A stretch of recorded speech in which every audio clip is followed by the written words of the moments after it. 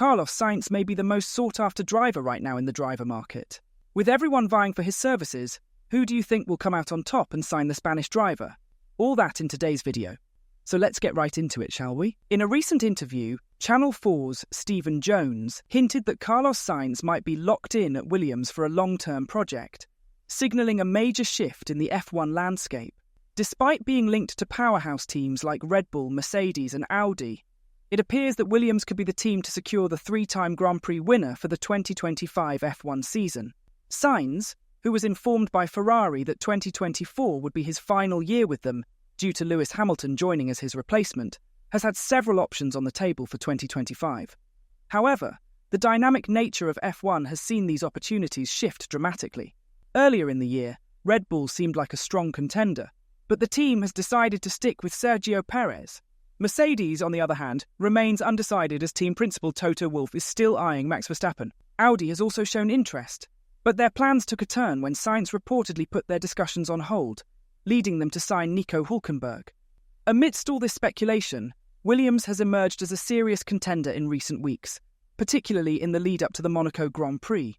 With Alex Albon already secured for 2025, Williams is keen on making a significant signing to demonstrate their ambition and commitment to climbing the F1 ranks.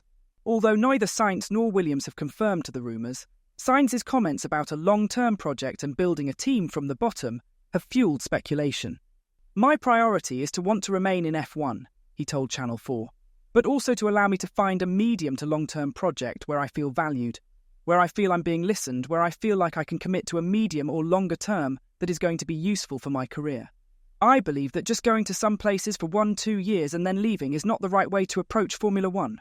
If you look at successful winning teams, they've been built from the bottom and built a good thing together. And I believe in those things. And I want to make sure I feel loved, valued, that I feel right at home." Presenter Jones pounced on the key words from the Spaniard's statement, saying Sainz to Williams is locked in. "Very graceful, very classy. I expected nothing less," said Jones. Just after that interview, the rumours started to swirl that Sainz might be joining Williams. It's really interesting to hear him talk about a long-term project with a team. As Carlos Sainz approaches the end of his Ferrari contract, the search for his next team intensifies. With just 7 months remaining before Lewis Hamilton takes over his seat, Sainz's options for 2025 are heating up. Among these, Mercedes has emerged as a top contender, though negotiations have hit a snag over contract length. Reports from Automotor and Sport indicate that Mercedes is willing to offer Sainz a 1-year deal. However, Sainz is holding out for a minimum of a 2-year contract. This impasse has left the Madrid-born driver exploring other options, including Williams and Audi, both of which have proposed longer-term deals. Despite these offers, Sainz's preference remains with Mercedes due to their competitive edge. The outgoing Ferrari driver is in no rush to finalise his decision, understanding the weight this move could have on his career. He is carefully evaluating all his options to ensure he makes the best choice for his future in F1. Meanwhile, Mercedes is also in a bind. They need a strong replacement but are cautious about long-term commitments due to their plans for Italian prodigy Kimi Antonelli, who is being groomed as a future leader for the team. Team principal Toto Wolff is keen on giving Antonelli the necessary experience, potentially through an additional year in Formula 2 or a stint with a lower midfield team like Williams. This strategy explains Mercedes' reluctance to sign Sainz beyond a single year. As Sainz gears up for his final 16 races with Ferrari, the clock is ticking. While multiple teams are interested, none have yet met all his criteria. The 29-year-old faces a tough decision. He might have to compromise on either the prestige of the team or the length of the contract to secure his place on the 2025 grid. Shortening our foresight a bit, after finishing on the podium alongside Charles Leclerc and Oscar Piastri, Sainz took a critical look at McLaren's pace, signalling concerns for Ferrari. McLaren's recent surge in the Constructors' Championship has been noteworthy. While the gap between Ferrari and Red Bull has narrowed, Sainz acknowledges that Ferrari is still not on par with the defending world champions. His analysis of the last few races highlights McLaren as the team to watch. Since the Miami Grand Prix, where Lando Norris beat Max Verstappen on merit, McLaren's performance has been impressive. Norris's speed at Imola, where he nearly closed the gap with Verstappen until the final lap, further emphasised this point. Sainz has keenly observed these developments, recognising that despite Ferrari's victories over Red Bull and McLaren at Monaco, McLaren is rapidly improving. The Spaniard's strategic insights suggest that while Ferrari has made significant strides, McLaren is emerging as a formidable competitor.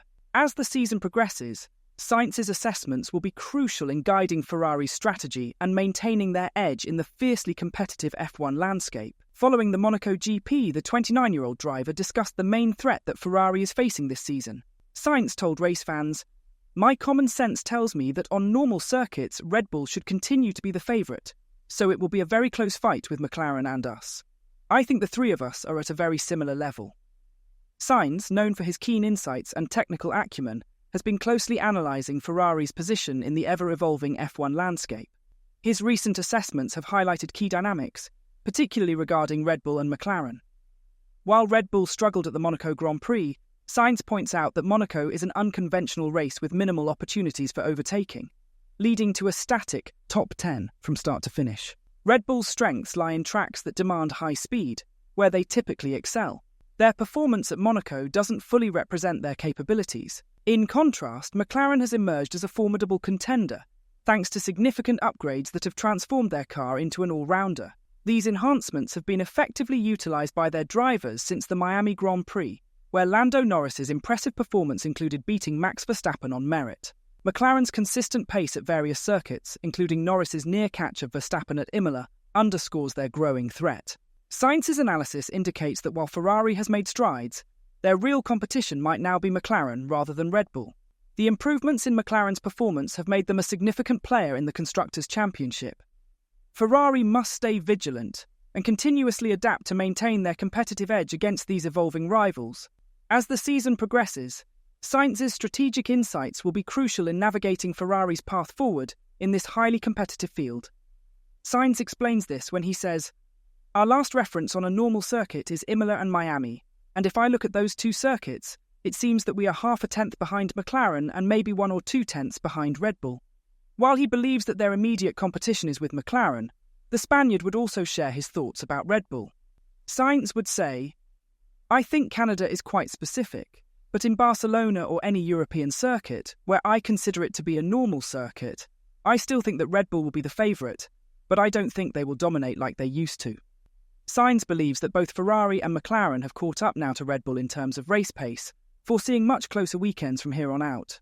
Being 24 points behind Red Bull in the Constructors' Championship, you can see that when you put pressure on them, yesterday Max made a mistake in Q3 on his second lap, Checo was left out in Q1.